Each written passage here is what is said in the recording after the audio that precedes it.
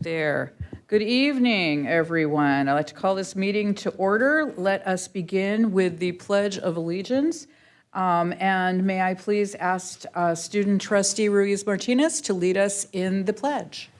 Absolutely. Thank you, sir. Please stand. All right, let's begin. I pledge allegiance to the flag of the United States of America and to the republic for which it is visible with liberty and justice. Thank you. All right.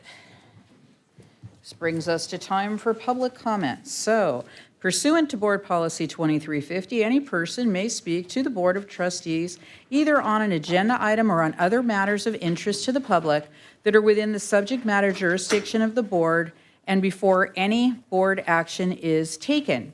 Comments must be limited to 3 minutes per speaker and 20 minutes on the same or a substantially similar subject, unless a majority of the board votes to extend the time limit. As a matter of policy, members of the board may not discuss or respond to matters raised during the public comment unless the matters are properly noticed or for discussion or action in open session. If you have questions about access or if you require accommodations to participate in the public meeting, we ask that you contact the Chancellor's office as far in advance of the board meeting as possible.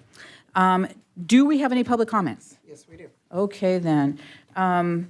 Would you, here we go. All right, we have several, and the first one, and I'm going to apologize now for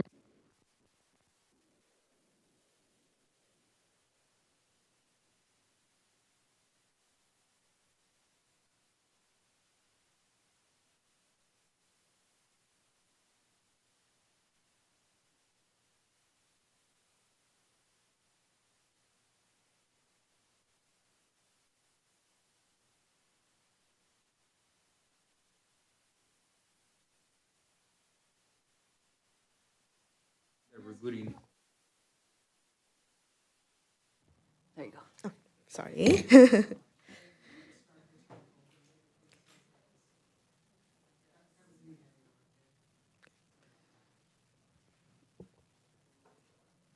Okay. Good evening, everyone. It is my honor Board of Trustees here today. Thank you very much. My name is Dr. Rashmi Capital, and I am a full-time faculty chair, and the assistant director for SBCCD nursing program. I'm here to emphasize the importance of lab lecture parity in science and allied health, especially in our nursing program. As a nursing faculty, my heart hurts to stand here today because SBCCD posted the lowest NCLEX score last year. If this continues for 2 more years, we may even lose our nursing license for our nursing program. Some of the reasons included low faculty retention rates and administration changes due to our increased workload. As we all know, nursing education is a journey that requires a balance of theoretical knowledge and practical skills. Lab sessions enhances critical thinking, decision-making, and clinical competency. This requires a lot of faculty preparation outside clinical hours, beforehand, and also in evaluating documents that the students create, such as care plans, case studies, medication administration records, SBAR form assessment worksheets, etc.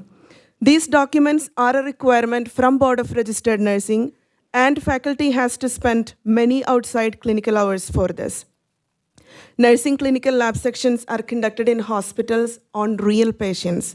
Mistakes or oversights during clinicals could potentially harm our faculty.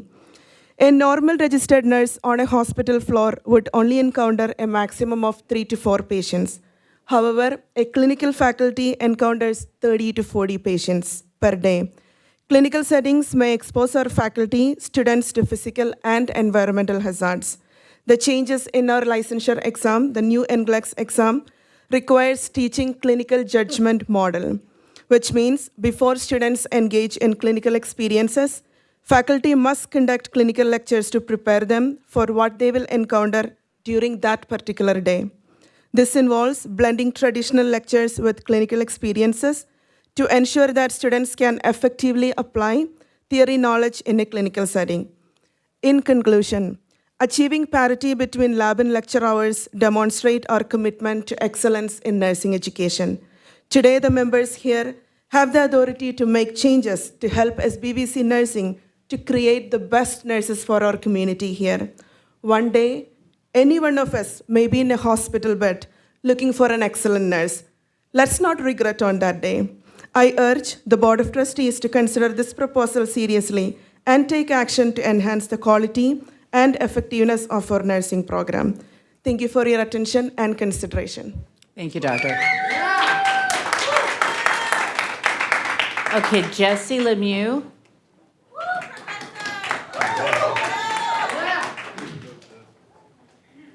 Did I say your name right, sir? Yes, it's Lemio. Thank you. Hi, you've seen my face here many times before.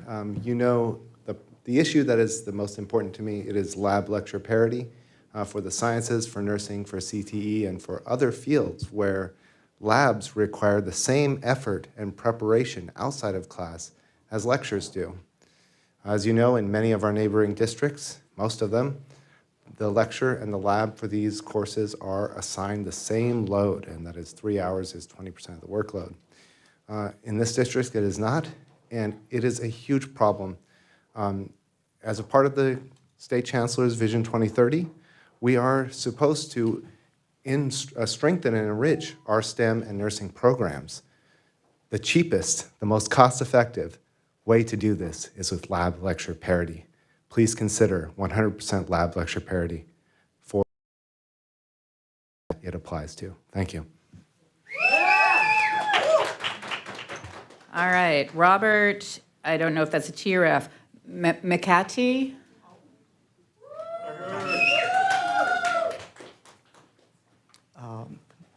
Thanks for having me up here, Board of Trustees. Good seeing you again. I know last year I came up here to talk about part-time healthcare, and thanks for helping us out with that. We did move the needle on that. There's more work to do, of course, but today I want to talk about salaries, okay? That's a big thing that's on the negotiation table that we need help with. We need a Board of Trustees support on that. We're losing quality instructors. I, myself, in the field of counseling at Crafton for going on my 25th year, and part-timers have been a huge help on our campus with our projects. I know 2 years prior to us shutting down for COVID, we've already had online counseling going. So when we decided to shut down, we were already ready. We got student services on board, and we were ready. So we're happy that the Board of Trustees moved to protect our staff, okay, that made that decision for us to work remote. So, again, that quality is very important. The part-timers were a huge part of getting that Cranium Cafe on board in our district. So it's not just Crafton, but we were able to migrate that tool over to Valley College. So part-timers are a huge part of our staff. We're losing them to Norco College. I've got 3 counselor faculty. We got lost to that district, unfortunately. I got 2 music instructors. I was reported by our lead music instructor that got lost to 2 of those instructors were decided to pick up a higher pay at RCC, unfortunately. And then when we did lose someone at, from my understanding, at Valley College, a Black history instructor. Again, we're pushing for equity, and we lost an important piece there at Valley College. So I know we did raise money for our managers, and fortunately, we got some district. Naomi Ornelas was a great person as a hire. My current dean, Ivan Pena, fantastic administrator. So raising the pay for managers brought in some quality folks. Let's try to do that for our faculty. Let's stop the bleeding here. We need help with our faculty, okay? We need that quality. We need to maintain the great things we're gonna do or continue to do at Crafton. I'm gonna have my colleague come up here shortly to talk about the great things we're doing with transfer with our part-timers and full-timers on our campus. So thank you. Okay. Ella Lara?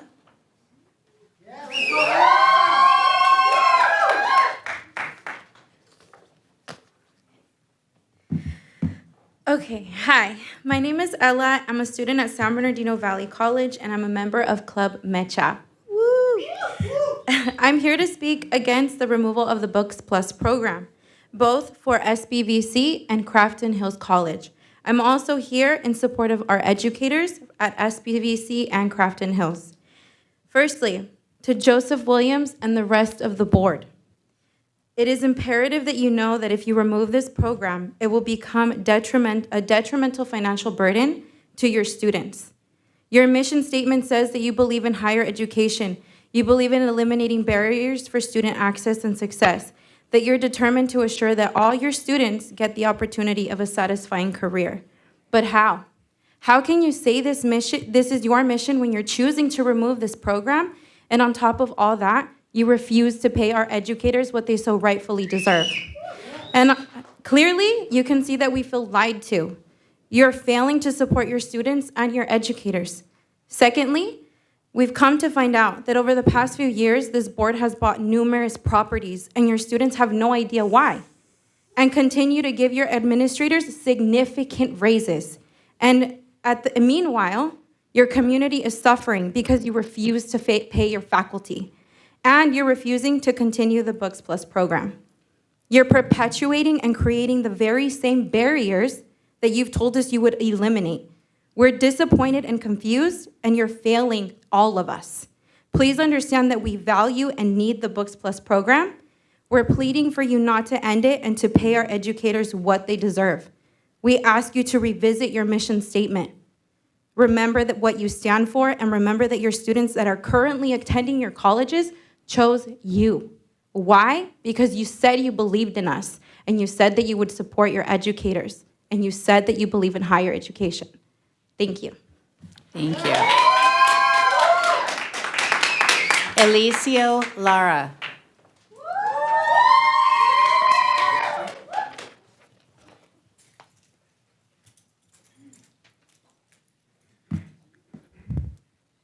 My name is Eliseo Lara. Good evening, everyone, and the Board of Trustees. I am a student at San Bernardino Valley College, and I am also the co-chair of Club Mecha at the college. I am here once again to speak about the removal of the Books Plus program. The removal of this program is damaging to the community, a community that you are all a part of. 15 units, that's the amount of units we are recommended to take. That's 5 courses, 5 different classes that all require books and materials, stuff a student like me would have to buy to take the class. The average chemistry textbook is $300. The average math textbook, $200. Even if I were to work a part-time job while still attending school full-time, I'd still not be able to have enough just for one textbook. And that's not even thinking about the other possible course materials. As a student and a member of your community, how can you be able to even pay for one class's materials? The answer is that I can't. Not only are you taking away a program that is benefiting your community, but you even failed to communicate the removal of this program to the community. I have gone to many classrooms advocating against the removal of this program, only to find out that the majority of your students and faculty had no idea that this program was even being removed. Now they are left with little to no time to figure out how they can continue their education by the fall. You claim to believe in higher education, but your refusal to continue this program doesn't reflect that. With that being said, your students are pleading for your support, and we ask you to continue this program. Thank you. Thank you. Frank Acosta.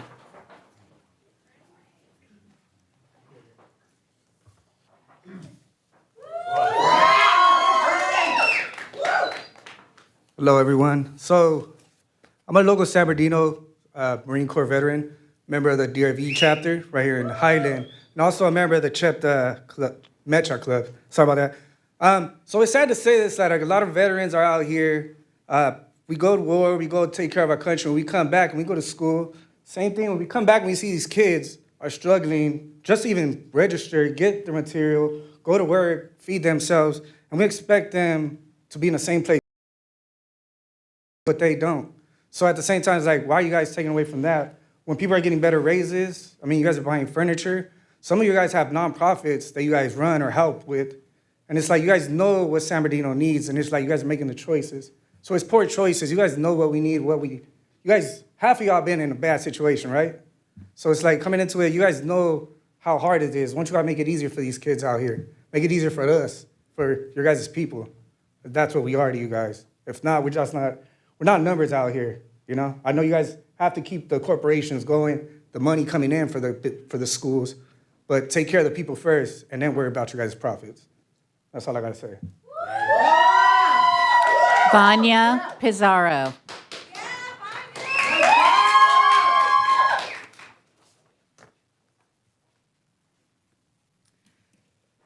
Good evening, trustees. My name is Vania Pizarro, and I'm a first-year student at Valley College. I'm also the female co-chair for our school's club, MECHA. I am here today in support and solidarity, not only with my peers, but also with the faculty, about the removal of the Books Plus program. Within the last month, we have gathered hundreds of signatures online and on paper, and that number will continue to grow as more people find out about the removal of this program. It is a shame to see the possible removal of this program because I am a first-generation college student who receives almost every social service that the government offers, and the removal of this program would greatly affect me and my peers. San Bernardino is a city that already struggles with the minorities in it. With that being said, I will read you some of the comments from students at San Bernardino Valley College. Food and housing is already expensive. I would end up choosing between buying a book or dropping my classes to compensate for the expenses I do have. I come from a low-income household, and I will be taking many courses that require textbooks beyond what I can afford. I am also undocumented, and finding a job is a job I'll have to rely on books. I struggle enough living paycheck to paycheck.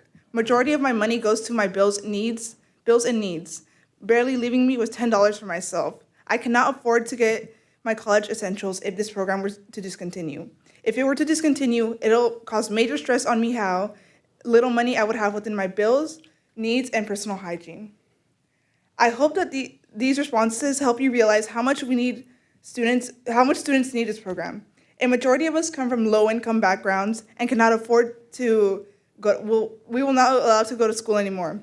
I myself chose community college instead of a four-year university because of the tremendous cost. My own mother was not able to attend college almost 20 years ago because she could not afford the textbooks. And now to see the same thing happening 20 years later is, I think, insane. Now, many students will have to choose between pursuing a higher education or working minimum wage jobs their entire life. Thank you. Thank you. Mariana Macame.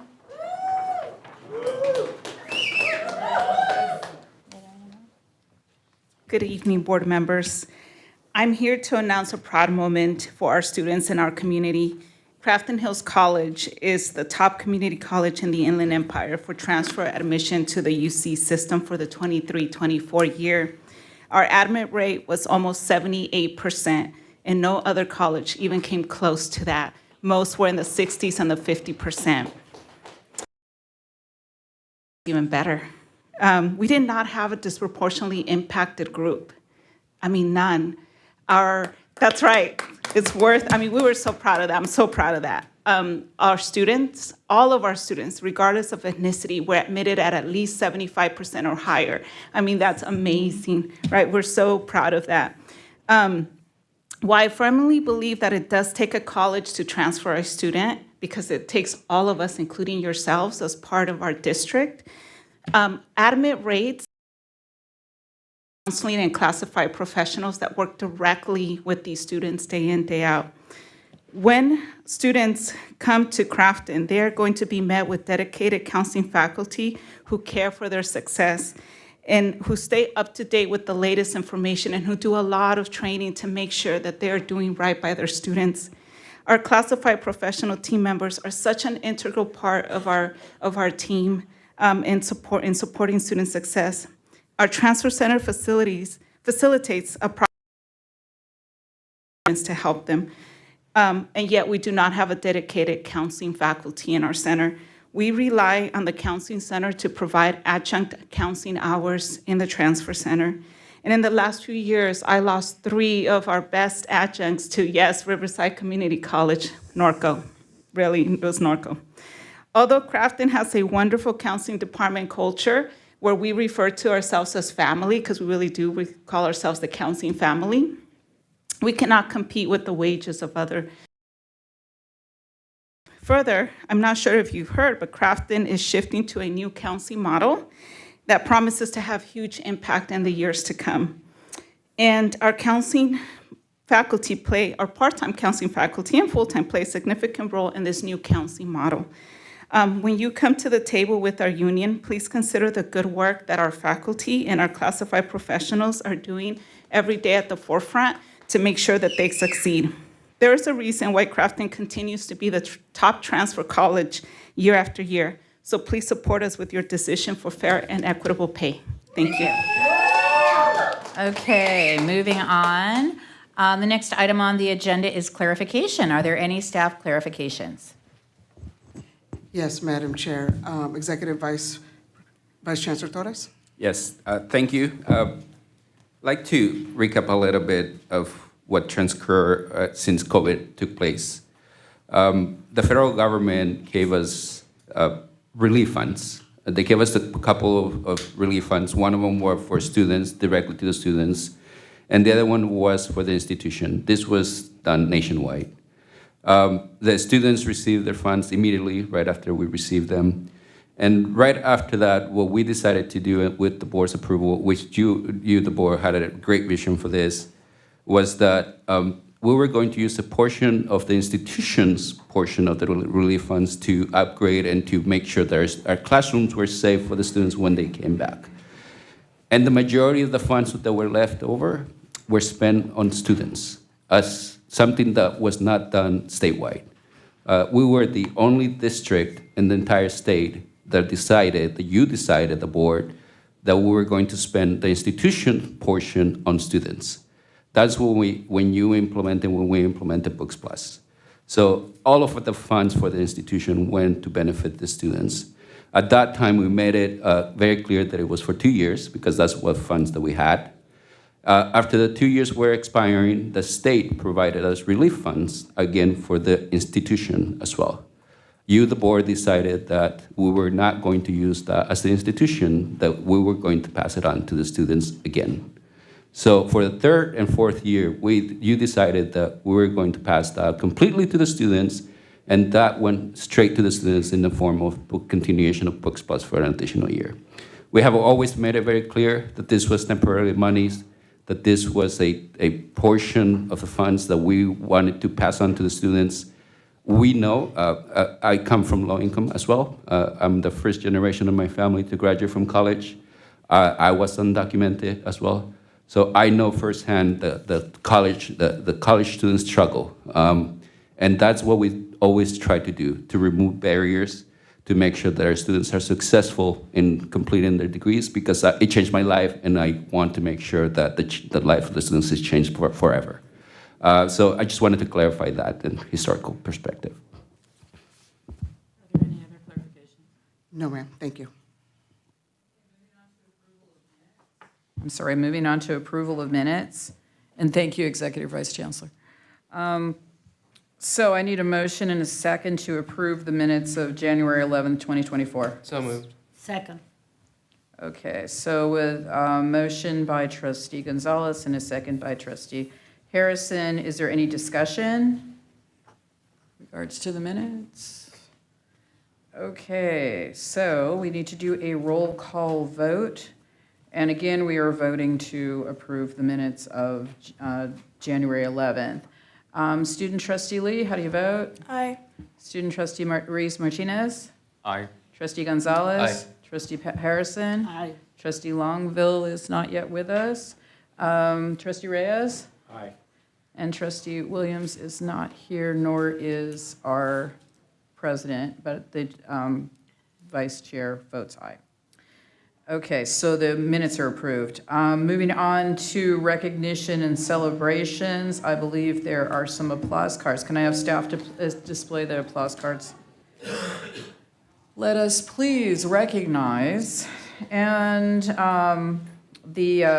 applaud the recipients for their extra efforts.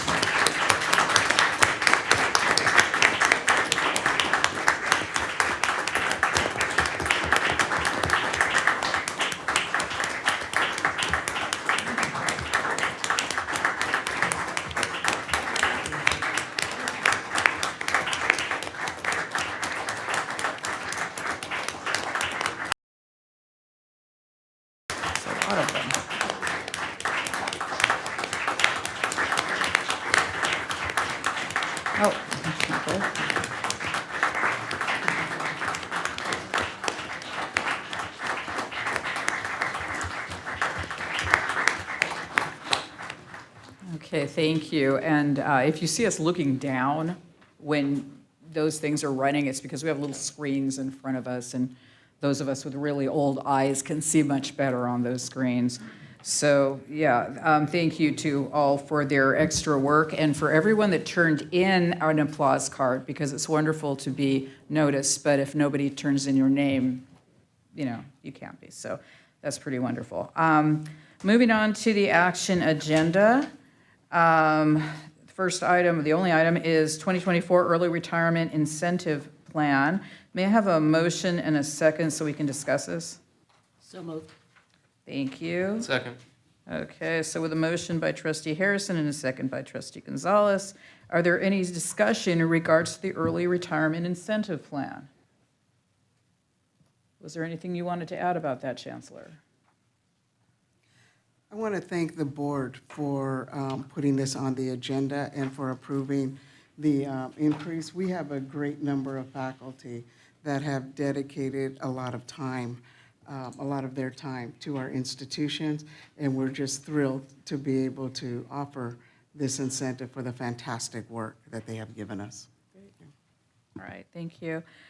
So with a motion by trustee Harrison and a second by trustee Gonzalez, and the discussion has heard and no additional discussion, I need to do a roll call vote to vote in the 2024 Early Retirement Incentive Plan.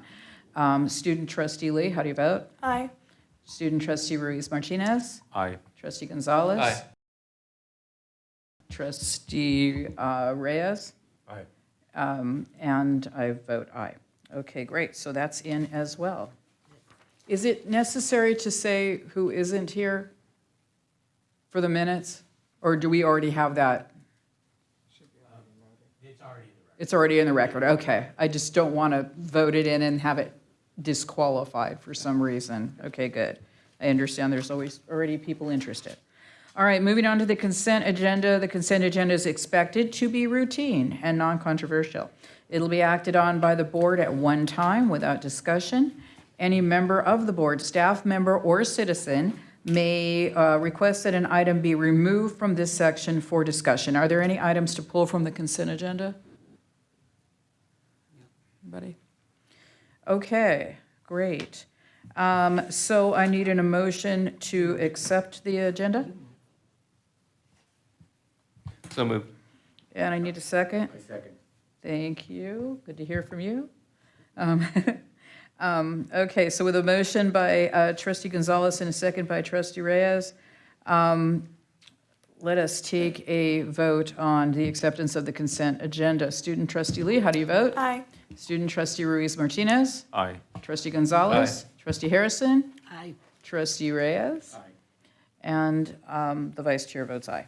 All right, so it is accepted as well, and we can move on. So the first section under reports are board committee and activity reports. So the first one up is the board finance committee. Trustee Gonzalez, do you have a report? I do, thank you, Vice Chair. We had a presentation about investment property, and that revealed that our occupancy levels are currently at 86% and are expected to rise to 96% this year. And the cash flow is trending favorably, indicating that tenant improvement expenses will come in at less than budgeted, so that's great. We did get a report as well on enrollment, so our enrollment numbers are very positive. The district has hit the 4% growth target for the 23-24 academic year of 13,457 full-time equivalent, which is a large recognition. Yay. Yeah, absolutely. Considering that this is just at the start of the spring semester, we still have an opportunity with late start and summer courses to boost those numbers even further. So we're looking at the possibility of increasing growth targets over the next several fiscal years. And we are also excited to present to the board, and it should be in the packet, the quarterly report of the Board Finance Committee, so you can see what we've been up to for the last 3 months. Great. And that's my report. Thank you very much. All right, board legislative committee. Trustee Reyes, do you have a brief report? Yeah, thank you. Thank you so much. We also had an excellent meeting, great discussions in regards to what to expect for this coming year. And it's going to be a tight year, mainly because of the budget. But we're working with the individuals that are giving us good information as to the process that we need to follow in regards to different reports that are going to be given by the subcommittees. I also had the opportunity to hear two individuals from the governor's office in regards to career education and master plan. I think that everybody's really looking at that very carefully, and we really should. I also went to a conference in Washington, D.C. to listen to people that give us an opportunity to obtain more funds, such as the Secretary of Energy, Secretary of Commerce, and they're giving us some actually great reports regarding student internships. There's going to be a lot of opportunities, so I was hoping that the students that were here and the ones that are still here take advantage of this, because right now they're pushing for paid internships. Before, it was more like you do an internship, and the students sometimes, especially the students that come to our district, are not necessarily the wealthiest individuals. And so as indicated by Vice Chancellor Torres, he comes from a low-income family, as I myself, so really to put opportunities and work hard.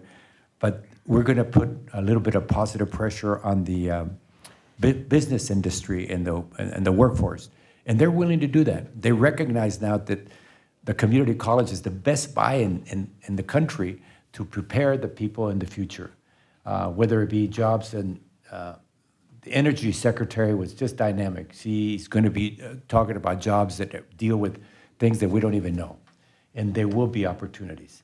And so I take a great deal of pride in saying that our student board of trustees that are active, they're very active, and they really keep the students informed. Perhaps we should let the students that came today and address issues that are important to them, but to get it from you, that, we are struggling, but there's opportunity. So the future is bright when it comes to opportunities. And I take a great deal of pride in saying that the leadership that we have here, not only with the board, but with Ms. Rodriguez, we're doing well. We compare ourselves with any college district in the country. Forget about the state. So, but we need to stay on top of this. We need to step up and request. And as most of you know me, that when I go whether I go to the White House, I was invited to go to the White House, and it's an honor, but not really an honor, because I've been there before. What I'm more interested in, meeting with people that are going to give us money for our students, resources for our colleges. That to me is even more important. So I'm happy to say that not only at the state, but at the federal level, we're doing well. But we need to continue to put the positive pressure on our elected officials, because they're the ones that are going to vote on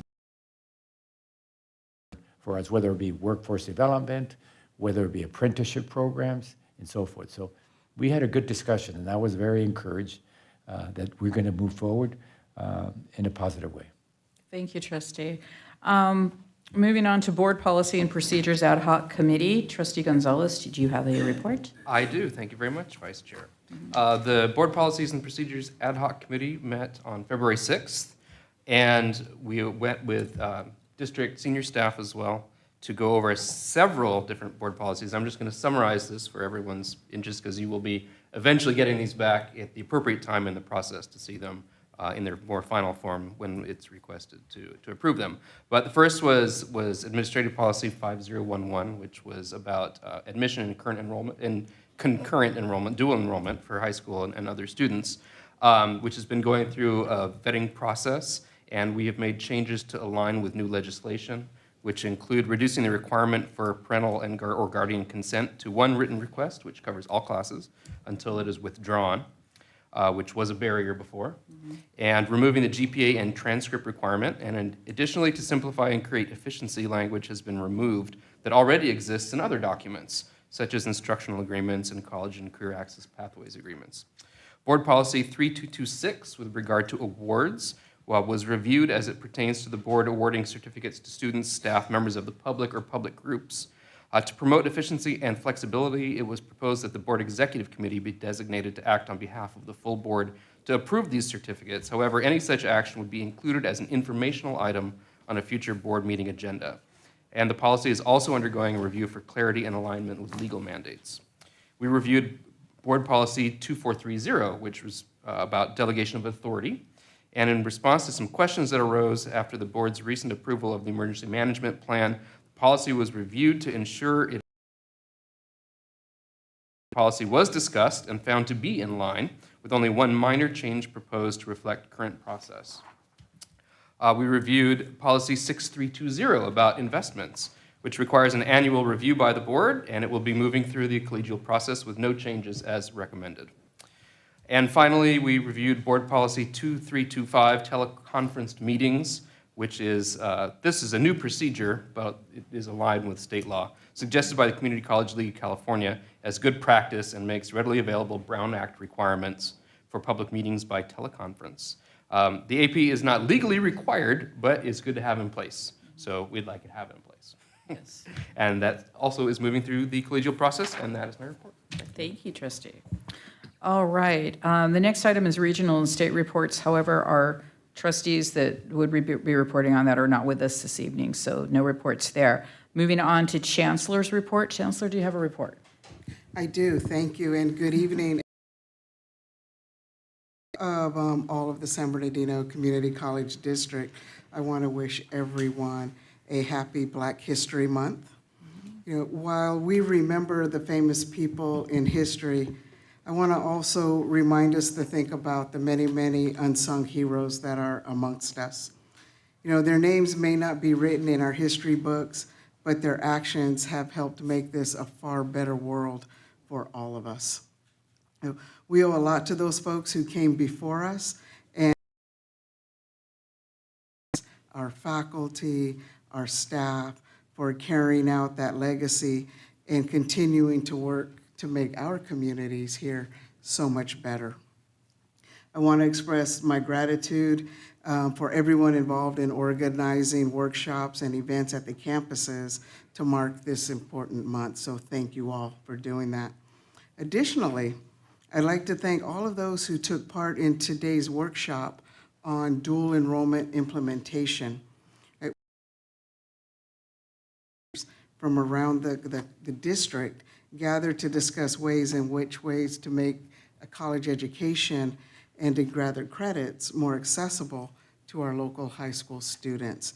And while we already have strong partnerships with our K-12 districts, there's more work to be done in this area to make the process a bit more smoother, as Trustee Gonzalez just spoke about, for our high school students and their families. So a special thank you to Vice Chancellor Ornelas and her team for pulling that together. We certainly appreciate it, so thank you for your work there. And also thanks to President Haran and Interim President Fontanella and the California Community College's Chancellor's Office and the Career Ladders Project for investing and helping to make this event such a success. So, and as you know, helping students with their basic needs is a priority for us here at the district. You know, according to the California Student Aid Commission, there's over 180,000 students, 180,000 students in the Inland Empire that might be hungry because they don't know that they qualify for CalFresh. They just don't know. So we've been working to change that. Our work in this area has been noticed. We were recently visited from the U.S. Government Accountability. The GAO is a federal research office, right, that gives reports to Congress.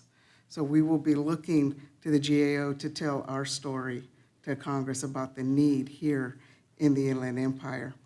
Right, they were curious about our efforts that would link CalFresh to food aid, right? CalFresh is a program that's funded by the federal government, but managed by the county. Right.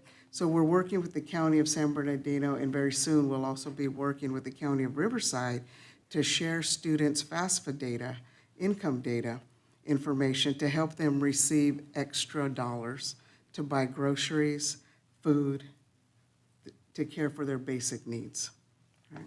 We are the only region in California that's working on this together with other community colleges and four-year universities to tackle food insecurity in this way for our region.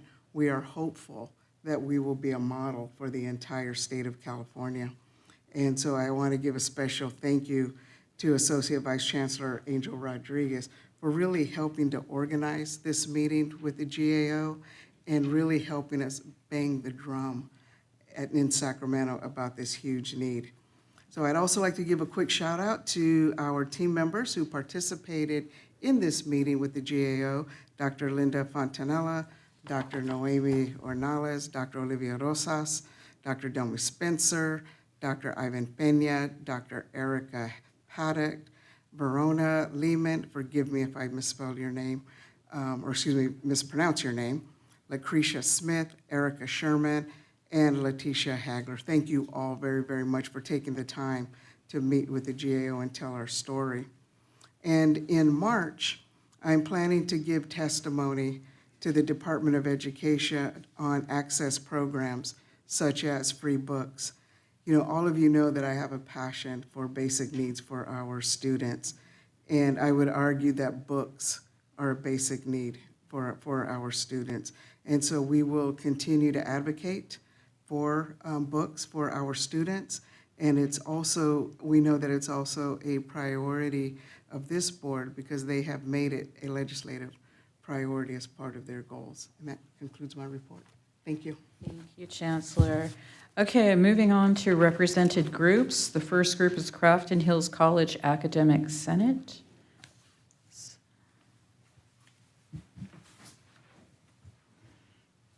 I understand there's also a written report available to us? Yes. Yes, Yeah, we have it. Should be in your packet. Yeah. Good evening, everyone. It's nice to kind of give you an update. We just had our first Senate meeting yesterday, actually, of the semester. So we don't have a lot to report on, but I can tell you that we did have a discussion about moving to the compressed calendar or about what that might and how that might impact faculty and students. So we are starting to have that discussion on our campus. We also had 29 faculty participate in the part 2 of the USC equity training. We did a year-long training last year, and then we had another group of almost 30 faculty go through the training again this year. Again, it looks at how you can add equity into things like your syllabus, into your class, into your assignments, and those kind of things. So it's a really great training, and we've had quite a few full-time and part-time faculty go through that training. And trying to think what other fun things.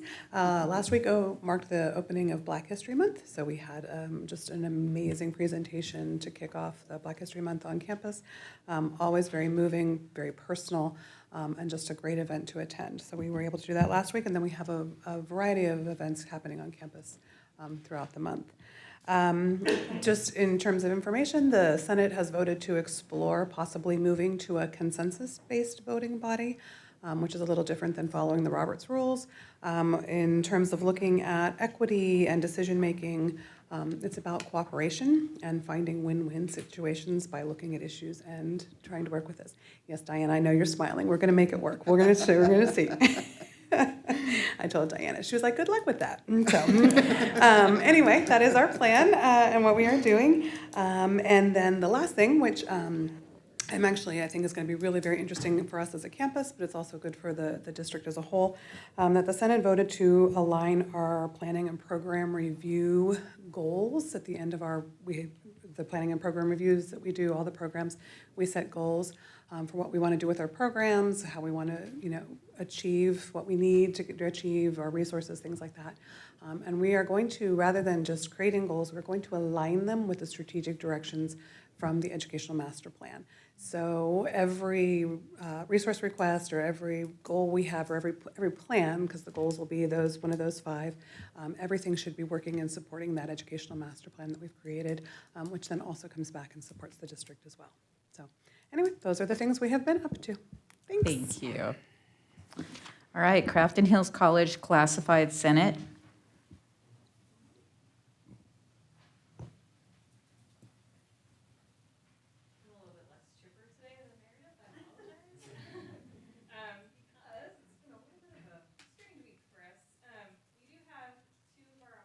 maternity leave, which is exciting for them. We wish them well, but we did also have to bid farewell to one of our officers who had to step down because of workload issues. And that led to me having several conversations with members of our classified staff this week where I've, not that it was any surprise to me, but I have seen that burnout and stress is a very common problem. As enrollment increases, which is wonderful and we're happy to see that, it also means increased work for all of our staff, and we're all feeling the pinch. So what we're really going to be focusing on the rest of this semester is finding ways to help support our staff and ourselves in working through some of that. And so we do look forward to the classified retreat that's coming up in March, but it's become very clear that there's a lot more that we need to do to support our individual employees. So that's what we're going to be focusing on the rest of the semester. Thank you. Thank you. Crafton Hills College Associated Students. Good evening, trustees. I'm Nick. My name is Nikki Ba. I'm Senator at Large for Crafton Hills College. And eliminating barriers to student access and success. On Tuesday, February 13th, we will be doing the Crafton Student Center will be hosting its annual Club Rush and Unit Completion event. They will be introducing the various clubs and organizations run by and for the students. They will be featuring 18-plus clubs and hosting student services departments. Students will have the opportunity to enjoy a free lunch from one of 2 food trucks. To celebrate the accomplishments and find out how to get involved or receive academic support, Counseling, Veterans Affairs, and the Basic Needs Office will be providing information on how to access resources to promote wellness and overall student success. Be a diverse, equitable, inclusive, and anti-racist institution, the Crafton Hills College Student Center has ushered in the new year a renewed commitment to diversity, equity, and inclusion by acting as a safe, nurturing environment for all students to express the ideas authentically. In the 2023-2024 academic year, the student government has elected and collaborated with the coalitions of senators, stakeholders that accurately reflects the ultra-diverse student body of Crafton Hills as a campus community. We are incredibly excited to work closely with all campus cultural committees to champion diversity. Furthermore, I personally would like to thank my fellow colleagues for their kindness and support as a member of the LGBTQ community. So I messed that up at the end. Thank you. And please note, colleagues, that there is a written report also for the trustees from the Crafton Hills College Associated Students. San Bernardino Valley College Academic Senate, please.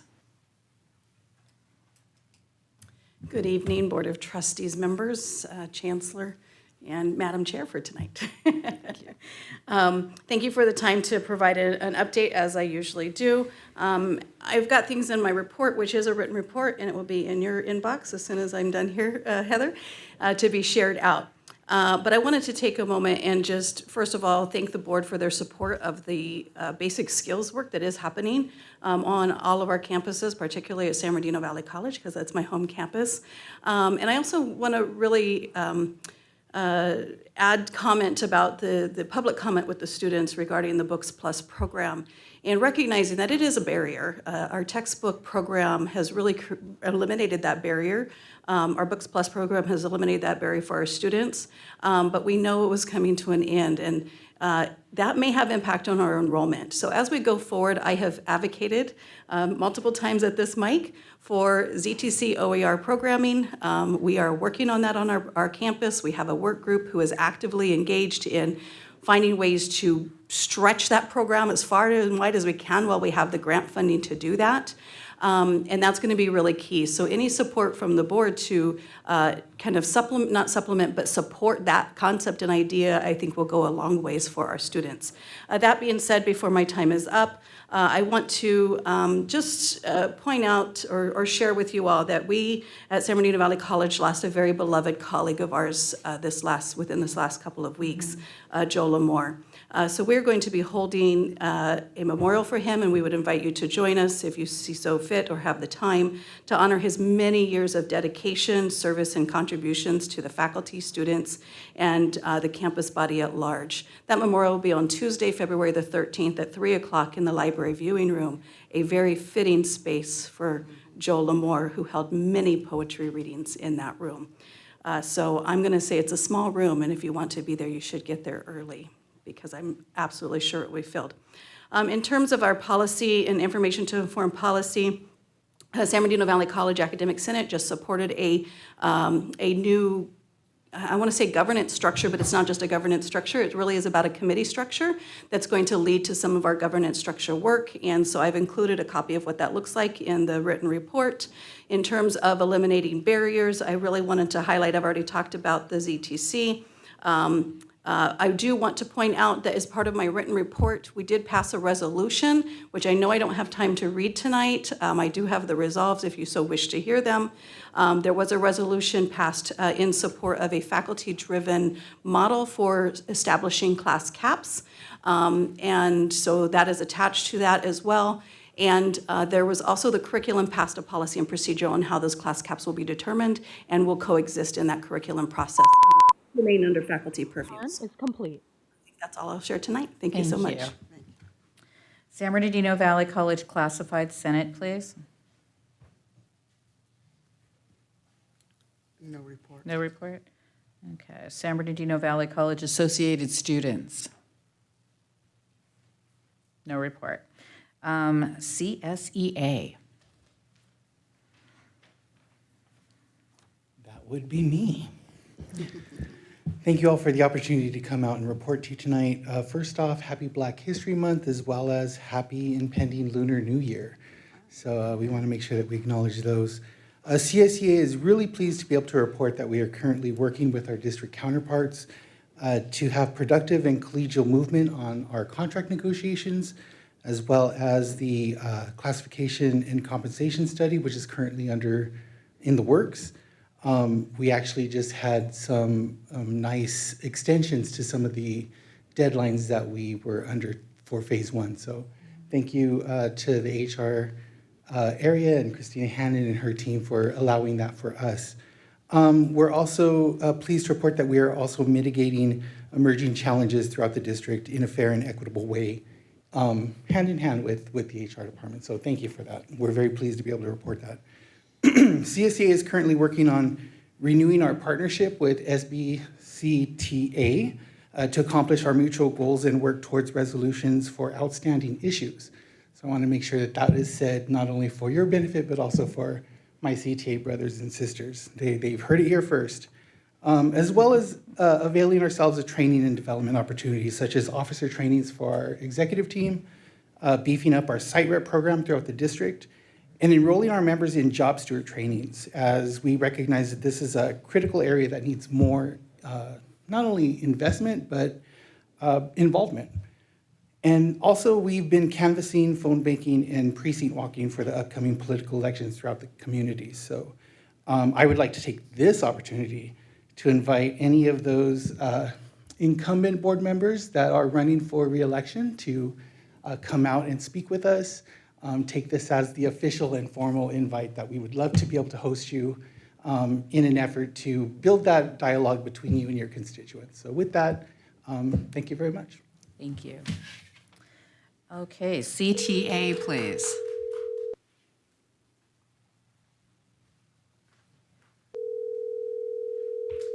Good evening. My name is Amber Wallach. I've been here to speak with you several times throughout the past 2 years. I'm adjunct faculty member at Valley College, and I also am grievance representative for CTA. As I've said before, I've always loved... Fix that phone so that we can focus on what she's saying. Not my phone. I know, it's not your... And if we could restart her time, please. Yes. Thank you. You don't need to reintroduce yourself. I just Okay, want to focus on what you're saying without... Thank you so much. I appreciate that. Thank you. Yeah, it's, okay, all right. With Our apologies, apologies. please feel free, ma'am. Thank you. Okay. So I've loved teaching at Valley College. I've been teaching there as adjunct member for 27 years. I love the students there. I have found them to be incredibly inspiring, eager, earnest in their hard work. I've served them well. Unfortunately, as an adjunct faculty member, my fellow colleagues and I are currently earning paltry wages. I've come to this board to talk about it a lot of times. I'm frustrated. We in this district earn 14% below the median in the 7 surrounding districts. That's for part-time faculty. 10% below for full-time faculty. I don't understand it. We do good work here. Did you know in the past year that several of the surrounding districts have granted as much as 18% raises to their part-time faculty members? RCC, the wage earned for part-time faculty member there, where ours is at $77, theirs is $126 an hour. I don't understand why we can't pay faculty members well. When you all don't serve faculty members well, you don't serve the students well. You were talking in your report about students who are hungry, who don't have adequate housing, who can't afford it and can't afford health care. Guess what? Much of us are in the same boat. Why is that hard to understand? Meanwhile, I do know that our administrators here have gotten raises every single year. Chancellor makes $397,000 a year. It's shameful. It's shameful that we who are doing the work on the campuses with the students are treated so poorly and disrespectfully. So, I now serve also, I teach here, I serve on the CTA board, and we have had many, many discussions after coming here month after month after month, and we've made some pretty hard decisions, but based on some good knowledge. And because I have reached out to several of you personally and not heard anything back, because I have approached several of you personally and been told that you can't talk to me about any of these matters, I'm here to remind you that you are my elected representative. And it's time now that we make decisions to remove you from the board. So I appreciate that you'll come and speak, CC, but I'm letting you know, this is our motto for this year. Thank you. Thank you. Okay, so Police Officers Association. Police officers? No report? No report. Okay, staff report. San Bernardino Valley College President. Thank you and good evening. Good evening. We had 2 great events that we've attended so far in recognition of the Black History Month, and thanks to the Black Faculty and Staff Association for all the work they're doing to put on the activities. We invited Dr. Daniel Walker to kick off one of the events, and he was a phenomenal speaker. Our students were so touched by him, they wanted to make sure that they let him know. They stood up at the end of his presentation and talked about how he had changed their lives that evening. And I also want to personally thank Trustee Gonzalez for inviting me to the Lincoln Memorial Shrine event that he held. The display was phenomenal in Redlands, California, and I would recommend that if you have time, please take it in. I mean, it depicts a phenomenal display of events during our 16th president's life. And thank you, Davina, for mentioning Professor Lamore's memorial. We will all be there. I'd also like to acknowledge the fine work that is taking place in the Transfer and Career Center. Counselor Kanisha Buffon and her colleagues took over 100 students to Cal State San Bernardino last week. They went to visit the Social and Behavior Science Division, And the faculty over there were so elated about the students' questions that they asked. They sent an email saying, please bring more and please bring them again. So they're doing a fabulous job in our Transfer and Career Center. And also an update that someone stole my thunder, I think it was Jose, about the softball field in the meeting. The engineers, LA Engineers has been working with the district office, and our latest update is that the softball field will be ready for practice by the beginning of March, and we hope to have a big celebration when the team is able to play at least one home game by April 24th. So we're very pleased to report that to you. And tomorrow at 3 o'clock at Valley College in the auditorium, the Theater Arts Division will celebrate a lot of the students' national achievements. So we're all going to be there and recognize those achievements very much. Thank you. Crafton Hills College President. Good evening. Just a few items for you tonight. First, I want to thank Dr. Letitia Hagler, who chaired the planning committee for our Black History Month. We had our opening event, and the entire time I've been at Crafton, a little over 5 years now, it was the best attended Black History Month event I've been to. It was fantastic, wonderful speakers, a great community building experience. The whole committee just did an excellent job with it, and they have so many great events planned for this entire month. I also want to congratulate Kristen Audebert in our in our MESA program, director of our MESA program. She was able to secure a partnership with the California Medical Scholars Program through a $20,000 award for their cohorts. We now have 4 students enrolled in a 2+2 program with the goal of getting them to the UC Riverside School of Medicine. And we're very excited for that first-time partnership. And Mariana, who she's here. Oh, good. I'm glad she's still here. Stole a little bit of my report, but I want to congratulate our outstanding counseling department. She told you a little bit about the transfer success that they've had, and to say that we have closed the disproportional impact numbers for 2 of our student populations that's been a part of our student equity plan is a major accomplishment, not to be undertook. I want to thank Mariana for her leadership in the Transfer Center and the entire counseling department. Through that plan, through these intentional, well thought out interventions, we have made statistically a significant difference for our students, and I can't thank them enough. Another thing that our counseling department has been doing is rethinking the way they provide services, and here is an outcome of that. In fall of 22, they successfully had 1,559 ed planning appointments. Which has been a big factor in helping students get towards completion, is with an educational plan.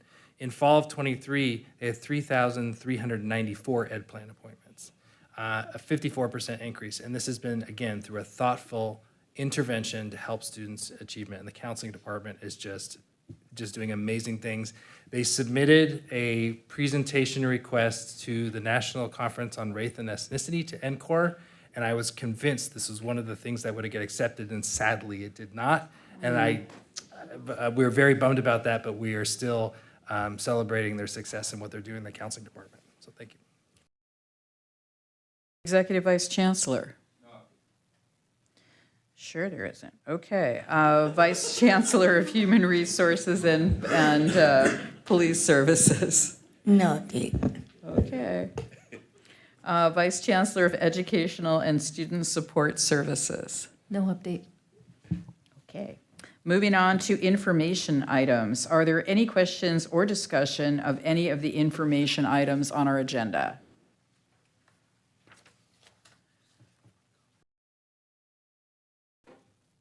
Okay. All right. Okay, I'm sorry, I'm looking at this, and it has the last item, and I thought the title was resignations, and I got really scared. Just shows that. Before we go into the announcement of closed session items, I believe that Trustee Gonzalez has a statement. Thank you, Vice Chair.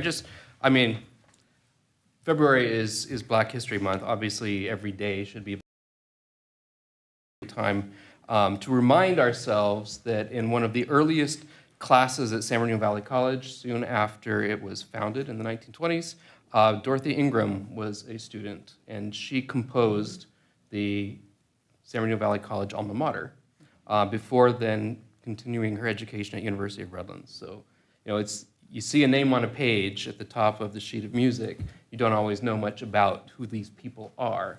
But I think it's important for us to remember that she was a trailblazing African-American woman who was an early student in our district. It's marvelous, thank you. All right, so we're about to go into closed session, but before we do, we need to tell you what we're going to talk about. So the closed session items are, we shall discuss conference with labor negotiators in regards to Government Code 54957.6. Do I need to write agency representation and all of that? No. Okay, and we will discuss public employee discipline, dismissal, release, non-reemployment under Government Code 54957, one case, conference with legal counsel on an anticipated litigation, one case, conference with legal counsel on existing litigation, two cases, public employee performance evaluation under Government Code Section 54957B1. Are there any public comments on closed session items? No, ma'am. Okay, thank you. So the time is 5:08, which is amazingly early. And the board will convene to close session for some interminable length of time. And after that, we will reconvene and say what we did, but you'll all be gone. So I appreciate you being here, and we'll see you that are not coming back next month. Thank you. Okay.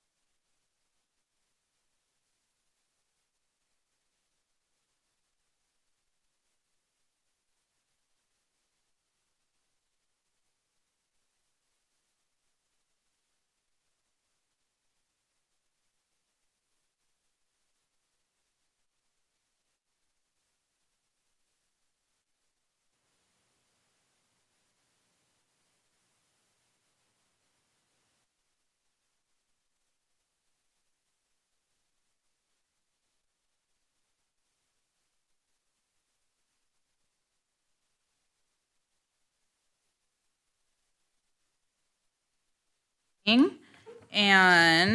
with that, we're reconvening from closed session, so I'm reconvening the public meeting. Item 14 is report of action in closed session. Absence of the clerk, I shall report out. On February 8th, 2024, the 5 present board members, Reyes, Gomez, Harrison, Longville, and Vericel, voted to take action to approve the settlement of workers' comp claim number 600001 with employee number 28392. My name is Gonzalez. Oh, it is. Why did I call you Gomez? I'm sorry. I make, so with the correction from Gomez to Gonzalez. he looks like a Gomez. And Smith, we'll just call you Smith, and Abraham over there. Okay, and we go to adjournment. The next meeting of the board is a strategy session on February 22nd at 4 p.m. at the boardroom here at the district office, and the meeting is adjourned. Yay.